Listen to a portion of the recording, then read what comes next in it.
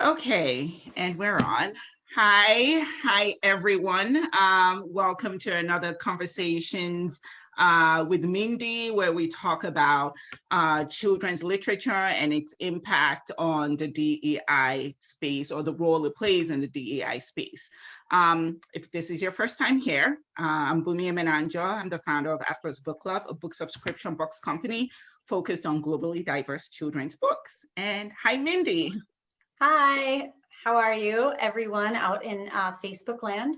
My name is Mindy Gulati. I am friends with Bunmi and a big supporter of Atlas Book Club and a subscriber. And, for those of you who are joining us for the first time, I am an attorney and a diversity, equity, and inclusion consultant. And I'm a mom of 2 kids, and I'm raising them in an anti-racist way. And I love doing these talks every month. And this month we have a really great talk. We are switching gears a little bit, not much, but we are going to get back to giving you some tips on creating a diverse and inclusive, culturally competent children's library next month. But this month, we really wanted to spend some time addressing how do we talk to our kids about race.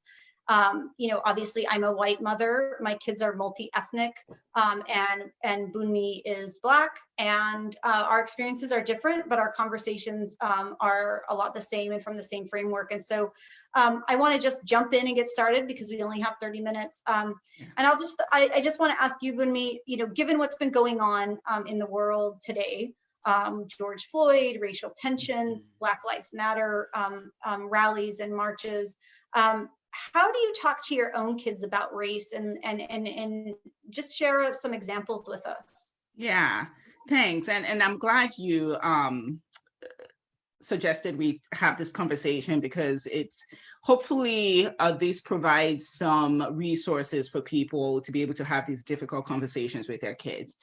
So how do we talk about race with our kids? It's a few things that's going on, and sometimes it's based on incidents, like something happens, right? Something happens in school or something happens in the community, and that kind of initiates the conversation. But then sometimes I feel like we're always talking about it, right? So my kids, I have 3 kids, 2 boys and a girl. They're 12, 11, and 9, right? And so the conversation is different, obviously, with my 12-year-old as opposed to my 9-year-old, right? And so we try to approach it in a way that empowers them versus a way that makes them feel anxious and makes them feel just something that they constantly have to be thinking about, because our approach, my husband and I talked about it, our approach was we don't want we don't want to rob them of their innocence. You know what I mean? They're so young, and we didn't want to constantly be having that conversation every time something happens in the news, because I think it's really unfair, right? It's really unfair to them that, we're constantly talking about Black bodies being oppressed. So, but at the same time, we have to strike the balance where they're informed, right? That's so important. So that's something that we're very aware of. So we approach it in a few ways. We always talk about the history. I think it's really important for them to know the history of this country, to know the contributions of Black people that Black people have made to this country. And I think that puts them in an informed position. So for us, that's probably one of the biggest things, is talk to them and make sure that they understand their history. And also, because my husband and I did not grow up here, right? We're Americans, we were born here, we grew up in Nigeria. So the way we talk to the kids about their histories, we make sure that they understand that, yes, you have your Nigerian ancestry and you have that history, but the history of this country is also your history, and we make sure that they understand that they are benefactors of the sacrifices and the struggles of Black people in this country, right? And we make sure that they understand that, yes, that may not be your linear history, your linear ancestors, but they're still your ancestors at the end of the day. And we make sure that they understand that. And we make sure that they understand that now that you know the history and you know what Black people have sacrificed in this country, what is your relationship with society, specifically like my older kids, because he has the ability to understand that better. And you are a benefactor of all of that. And it's your relationship with society, like a relationship is give and take, right? You can't just be taking the benefiting from those struggles. You have to make sure that you're giving back as well. Like, what is going to be your impact on community? What's going to be your impact? What's going to be your contribution to the forward movement of oppressed people in this country? So we talk about that in that framework too. And in order for you to be able to contribute, you have to have the knowledge. So again, back to having that foundational knowledge. So we have that history part. And then as far as the empowerment part, we make sure that they understand that, yes, these are the things that are going on in this country, but you also have power to make the change. You have voting. You know, we talk about the rights that they have. You know, you have the ability to vote. Not now, obviously, but in order to make those conscious decisions when you can vote at 18, it starts now. You need to know all those things now. You need to be educated and informed. And the other thing we talk about too, and we try to explain to them as far as institution, how there's systemic and institutional racism, and put it in concepts that they understand. You know, we talk about to them about schools and school systems, how there's some, you know, kids that, you know, depend on free lunches. And, you know, we talk about different communities. We talk about, you know, the court system, you know, and based on social economic status, whether or not you can afford an attorney, how that impacts your life. So we talk about those things and those concepts. And it depends on the age of the child too, and it depends on their personality. My daughter is more, she processes externally. So when I talk to her, it's definitely more of an engaging, like back and forth conversation, whereas my oldest, he internalizes. So he'll listen and then he'll come back and ask questions. So that's just a general view. I try to, because, you know, when I was thinking about this conversation, I try to sort of compartmentalize the different ways, like the history, the empowerment, you know, and the education aspect of it. So yeah, and that's great, because I similarly think that we have to really understand the history. And so my kids are 6 and 8, a boy and a girl. They're multi-ethnic. They're Persian, Indian, and white. And I have, since I've had my kids, I've always had this feeling of, because I'm the mom and I'm a white mom and I'm the center of their universe, and they come to me for everything, and I'm very important in their lives. I want to ensure that they don't center everything on my white experience either, because they're not going to have that same experience as I am. And so I have been really intentional with them since they were young babies, basically. Started buying books, started having conversations, celebrating the beauty of their skin color. You know, we're gonna, you know, the color blindness is not the goal in these discussions. And you know, you can't be colorblind in our family because we all have different skin colors. And so we would talk about that, like, you know, look at dad's beautiful brown skin and look at your beautiful brown skin. And, you know, my skin's different than yours. And we've had these conversations since they were little. And then as they get older, I start introducing history to them. And again, I think it's important to, history has to be laid out in a couple ways. You have to tell the tragic stories in history, but you have to celebrate the excellence. So we celebrate Black and brown excellence in our family. Like, it's not, you know, Black doesn't equal slavery and all the terrible things that happened.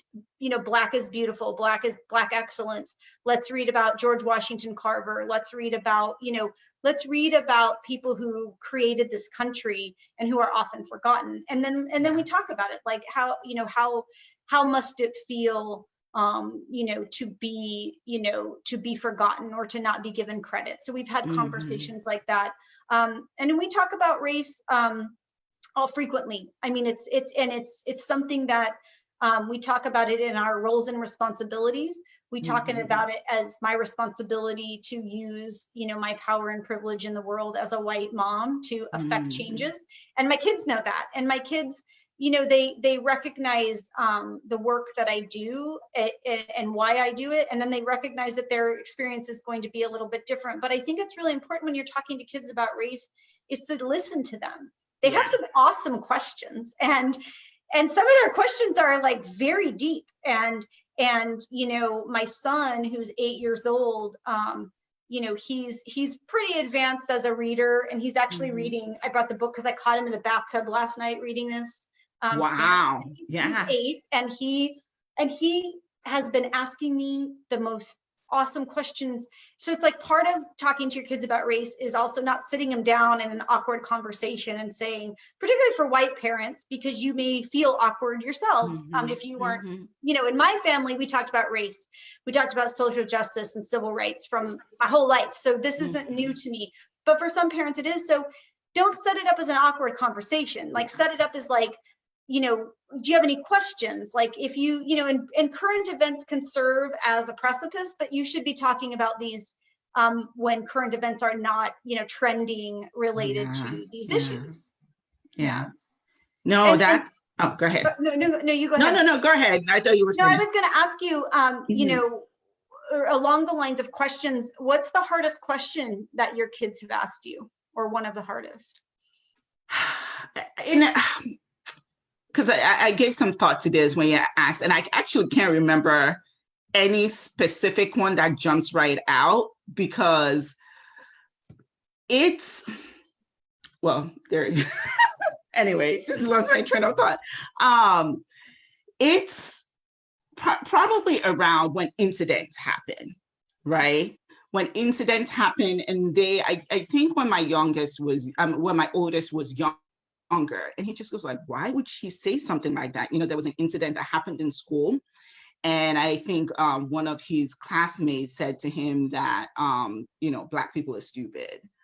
and she was like, that's just so dumb. Like, why would she say something like that? I think he just couldn't wrap his head around the fact that she would say something like that, not in the sense that it's racist, but that just doesn't make any sense. Why would you say that? So those are the kind of questions that I get. And then I try to explain that why someone would say something like that. And it's so difficult having those conversations, right?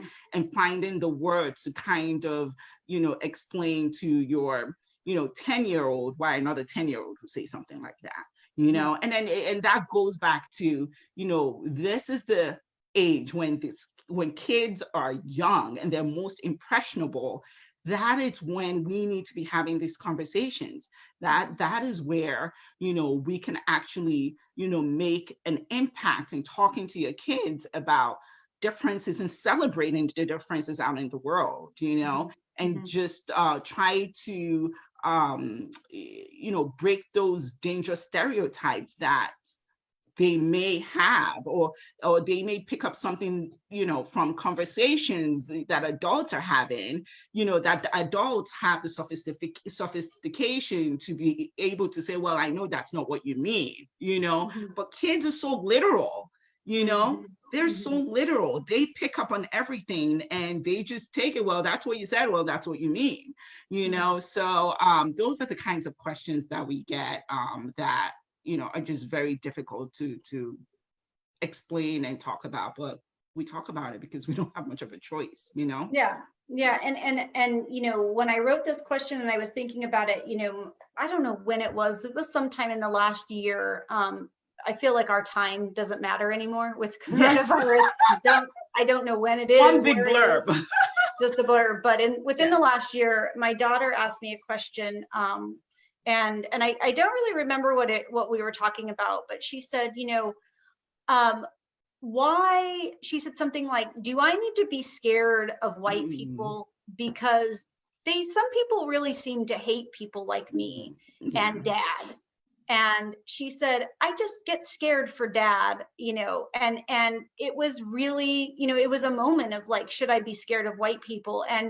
And I, as someone who usually can answer questions and feel these things, it was one of those moments I just paused and I said, well, I don't like operating from a premise of fear in our life. Like, it's not a good, healthy way to live. However, I do think you have to navigate the world understanding that there are people who are going to devalue you and not like you because of the way that you look. And I said, and it could be, and I said, there are people who don't like people because of who they marry or what their accent is. And so, Carmen, my daughter, I said, there are white people who may not like you. They may not like your dad. And it was really hard because I felt terrible because I've never asked that question. I've never asked my parents as a kid or never thought of it like, is someone going to hate me because I'm white? I've never had to ask that. And so that was that moment of reflection on my privilege. And a moment of reflection on like my child's experience is going to be much more different than mine. And she's already thinking about it she was probably 5 at the time. And I sit with those and I explain, again, we go to history, we go to finding people in the world who are great and instead of finding all the hate, because it's very easy. And my kids are young enough that they're not on social media. They don't watch the news. Like we don't participate in that kind of stuff. But I think that these conversations are going to be hard as time goes on. They are. And I wanted to jump on something you said about, it's not about having a sit down, big conversation. I mean, it's the same thing with the sex talk, right? Everybody parents differently, but we didn't have a big, we're going to talk about the birds and the bees now. No, it has to be, like an ongoing dialogue and latching on to teachable moments, and I'm talking about race now, just latching on to teachable moments and just having that, engaging in that dialogue. And a few weeks ago, we had a conversation with Carol Boston Weatherford in celebration of Juneteenth, and she said something that we've been saying this whole time, but I hadn't thought about it in that way. She said, adults, grown-ups, parents should be reading children's books because she said they provide the language. So if you don't have the words or the language to have these difficult conversations with your kids, read a children's book for yourself, by yourself. And then if you like, read it again with your child, but they provide, the language to be able to have those conversations with your kids, so it's taking those teachable moments, opportunities, and just part of everyday dialogue. And I think also, there's oppression everywhere. So when you see, an example or something happens where another child or person is being oppressed, that's another opportunity to have that conversation. So we talk a lot about oppression of brown people in different parts of the world. My brother-in-law, they moved to Cape Town, so they live in South Africa. So that has provided an opportunity for us to talk to the kids about, the apartheid and all the things that were going on in South Africa back then, and still going on to some extent, so just taking those moments or taking, the time and putting things in context and having that conversation is the way to go. Yeah, and I have always been a proponent of if you're comfortable, get a children's book. I've told people that about, like, I have a transgender cousin, and when they were going through their transition, I bought a children's book on, I can't remember the title right now, but it's on gender identity. And I got it for my kids. Text me that title when you remember. I got it for my kids to help them explain what was going on, but it helped me. I swear, it helped. It just, because it's a children's book, and you can grow through children's books. And I think that, and they serve, if you have the diverse children's library, which we're always talking about every month on this on these talks. They serve as times and places to butt up against bias and assumptions. So I educate people on bias, and by the time you're 6 to 10 years old, most of your implicit unconscious biases are formed. And so you have to do this when they're young. You And, do. and it's interesting because one book that you sent in one of your book boxes was a Wheels on the Bus book, but it was set, I think, in Peru. And it's so cute because one part the grandma gets out to like lift the bus and fix it. And it was this like moment where we would like love, the three of us were reading the book and we loved it. And then, you know, we were talking about like, there probably are grandmas who are that strong. Like not every grandma's weak. And like my daughter who loves like anything fierce was just like, that grandma's amazing. But these like books and these little micro moments can serve as these micro lessons. You don't have to sit down and say, we're going to talk about being transgender. You talk about it in like how we pick our clothes or how we, you know, all these things. And then these little lessons fill your brain and kids' brains with the connections that lead to, you know, having cultural competency and having, you know, and understanding themselves better. Because what I see in my work is I work with a lot of CEOs and executives who have no language or context for understanding diversity, equity, inclusion. They don't get it. And it's because they hadn't picked up a children's book and learned some very basic things. And so I think the conversation about race is, if you're scared, buy a book. If you're nervous about it, educate yourself first. But your kids notice, and your kids are noticing all of this, you know, and they need, and if you're a white parent of white children, you need to have the conversation on race just as much as if you're a black parent of black kids, in my opinion. And, you know, as you were talking, what I thought of is microaggressions, right? If you're constantly having conversations with your kids in, whenever there's a teachable moment, or even just put it in your everyday conversations and exposing them to different cultures, they are less likely to engage in microaggressions against people of color as they get older, because it's, okay, let me give an example, and that might explain better. The book that we sent out last month, The Story of Afia, I don't have it right next to me. It's over there. I might grab it in a second. It's this beautiful book. You know what? I'm going to grab it. Grab it. Hold on. So it's this beautiful book with this gorgeous girl with like Bantu knots in her hair, right? So if your child is exposed to something like this and exposed to, it's called The Story of Afia, exposed to kids like that, as they go older, they're less likely to go like, oh, what did you do to your hair? Why is your hair like that? You know, those are the kinds of, you know, experiences that kids of color have all the time in school. You know, can I touch your hair? Why is your hair like that? Why, oh, your hair looks different, that kind of thing. But if they're exposed to that, it's no big deal. That's just Afia's hair, and that's just what her hair looks like today.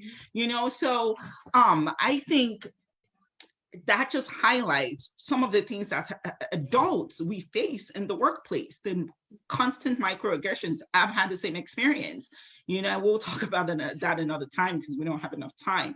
But those are the aggressions that adults face in the workplace. But if kids, when they're little, exposed to varying cultures, they're less likely to internalize some of that, you know, stuff and question differences when they see them. Yeah, and they have a healthy connection to it. Yeah, so, yeah. You know, it may sound silly, but it's like if you have a healthy connection from a book to somebody who's vastly different than you, that's actually what your brain, I study brain science and bias, and that's what your brain picks up on when you're little. And like you said, kids are very literal, they're very black and white.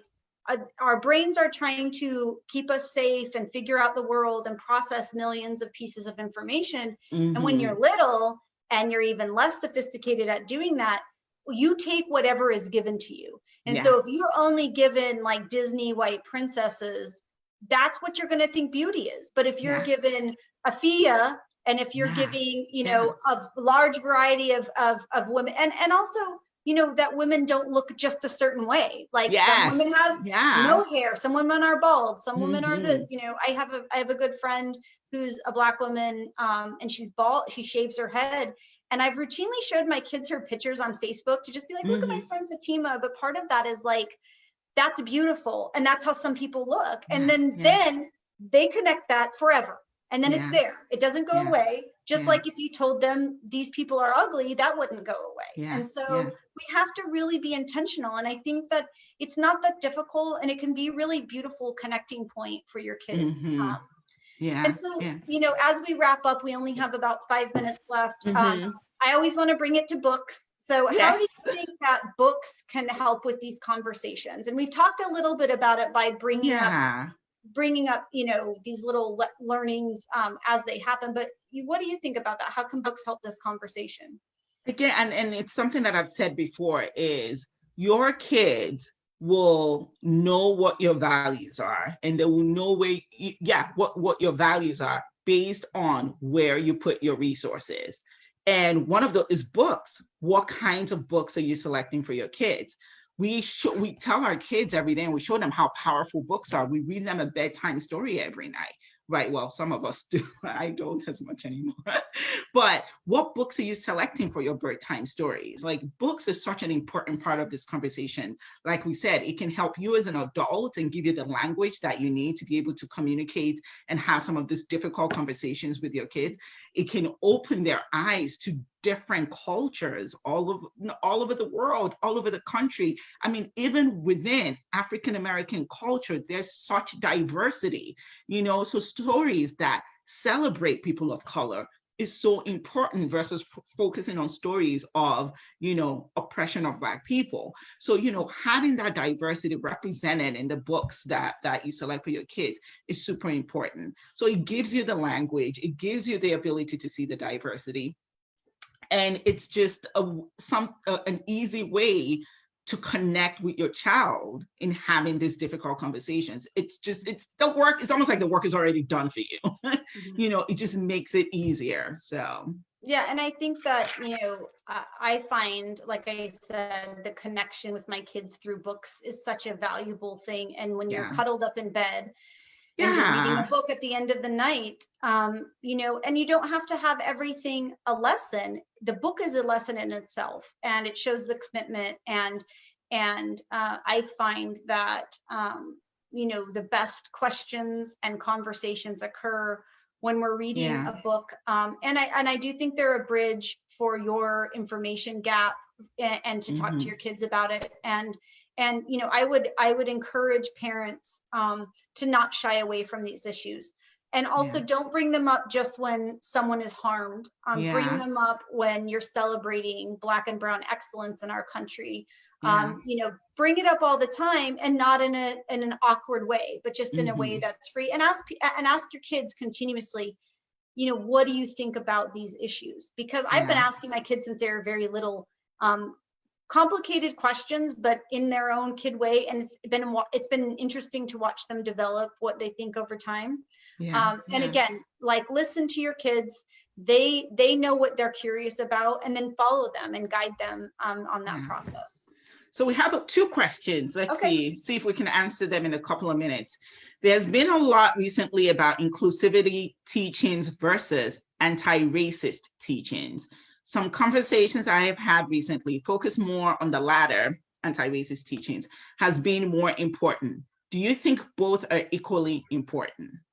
So that's inclusivity teachings versus anti-racist teachings. Are they equally important?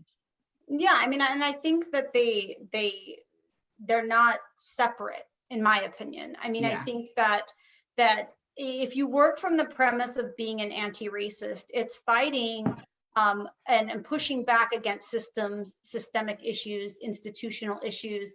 It's addressing your own personal biases and attitudes, and it's leading from a framework of equity. And with that is inclusion. And so I don't know how you do anti-racist teaching without inclusivity at top of mind. I don't know if you feel the same way. But. No, I agree. It's definitely, I don't see how you separate it. So without, you know, being redundant, I totally agree. Yeah. And what's our last question? So let's go to the next question. What if your kid, last question, what if your kids get scared or more anxious in the way we present the information? What is a good approach if you have children that get anxious from these types of conversations? So it boils down to knowing your child, right? You know, I have one that, you know, tends to get anxious about these kinds of conversations. So you just have to know your child and know how to present the information in a manner that they can digest. Again, for me as a Black mom with Black kids, you know, I don't want them to always be inundated every time something happens in the news. We don't share, and that's a personal family choice. We don't share every instance. I mean, look at all the instances. It's kind of crazy, right? So we don't share every instance. Otherwise, you know, there would be a ball of anxiety, right? You know, so it's finding that balance between sharing information, you know, and also not robbing them of their innocence. And I'm talking specifically, you know, for Black kids.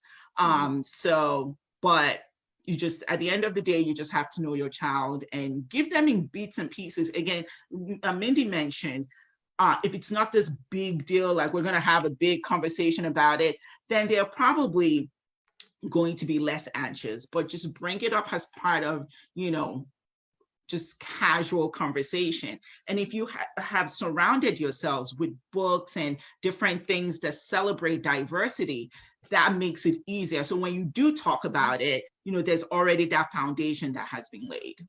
Yeah, and I'll just add a comment too. I think you have to know your child and you have to protect their peace in some ways. However, you know, I'm a lawyer. I teach my kids how to think critically. I also teach them that there are painful subjects that we are going to talk about. And so part of it is getting comfortable with having uncomfortable conversations.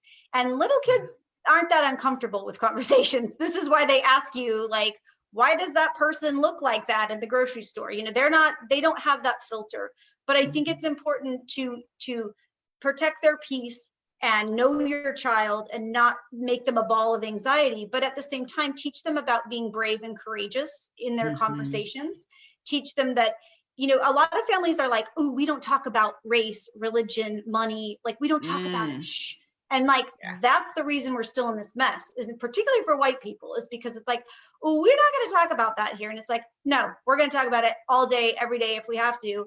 And it's not going to be uncomfortable because we're comfortable talking about difficult conversations. And for my kids, I make them debate things, funny things, like what's better, pancakes or sausage in the morning? And they debate and they lay out their case, and it's a funny exercise. But then that's setting them up for down the road when they have to debate somebody who's trying to say, you know, Black Lives Matter is not a good organization. They're going to be equipped and ready to argue. And they're also going to be able to lean into tough conversations because they see that through me. They know what I do for work. Now that I'm home, half the time they're outside the door listening to me the whole time. And so, but I think teach your kids to be brave in these conversations, and that when we feel that uncomfortableness, don't run, like take a breath and lean in, because that's where progress is made. Yeah. Okay, we're out of time. We could talk about this. Like, as you were talking, there are other things I want. So maybe we'll do a part 2 of this. Yeah. You know, there are other things I wanted to talk about, but I want to be respectful of everybody's time. So we'll wrap it up now. If you have more questions, send them in. I think Mindy and I will talk, but we'll probably do a part 2 and then we can answer them there. But thank you, everyone. It's has always been wonderful talking to you, Mindy, and have a great evening, everyone. We'll see you next month. Thank you. Bye. All right, bye.